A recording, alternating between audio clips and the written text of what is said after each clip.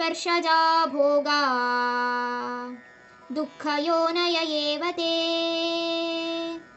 ಆದ್ಯಂತವಂತಃ ಕೌಂತೇಯ ನ ತೇಷು ರಮತೆ ಬುಧಃ. ಅರ್ಜುನ, ಒಂದು ವಿಷಯ ಅರ್ಥ ಮಾಡ್ಕೊ. ಈ ಎಲ್ಲ ಸುಖ ಸಂಪತ್ತುಗಳು ಈ ಇಂದ್ರಿಯಗಳ ವಾಸ್ತವಿಕತೆಗೆ ಅನುಗುಣವಾಗಿ ಬರುತ್ತೆ. ಆದರೆ ಇದರಿಂದ ನಿನಗೆ ನೋವು ಉಂಟಾಗತ್ತೆ ಮತ್ತು ದೋಷನೂ ಬರುತ್ತೆ. ಈ ದೋಷಗಳಿಗೆ ಕೊನೆಯೂ ಇಲ್ಲ, ಆರಂಭವೂ ಇಲ್ಲ. ಅದಕ್ಕೆ ಹೇಳ್ತಾ ಇದ್ದೀನಿ, ಇದಕ್ಕೆ ನೀನು ಪ್ರಭಾವಿಸಬೇಡ.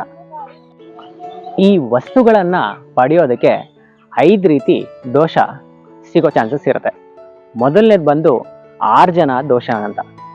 ಅಂದರೆ ಇದನ್ನು ಅನ್ಯಾಯದ ಮಾರ್ಗದಲ್ಲಿ ಅಥವಾ ತಪ್ಪು ದಾರಿಯಲ್ಲಿ ಪಡೆಯೋದಕ್ಕೆ ಹೋದರೆ ಬರುವಂಥ ದೋಷ.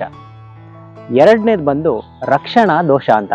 ಅಂದರೆ ನಾವು ಗಳಿಸಿರುವಂಥ ಯಾವುದೇ ವಸ್ತುವನ್ನು ರಕ್ಷಿಸಲು ಮಾಡುವಂಥ ದೋಷ. ಮೂರನೇದು ಬಂದು ಕ್ಷಯ ದೋಷ. ಅಂದರೆ ನಾವು ಯಾವುದನ್ನು ಗಳಿಸಿರ್ತೀವೋ ಅದನ್ನು ಕಾಪಾಡೋದಕ್ಕೋಸ್ಕರ ಹೆದರಿಕೆಯಲ್ಲಿ ಮಾಡುವಂಥ ಪಾಪಗಳು. ನಾಲ್ಕನೇದು ಬಂದು ಭೋಗ ದೋಷ.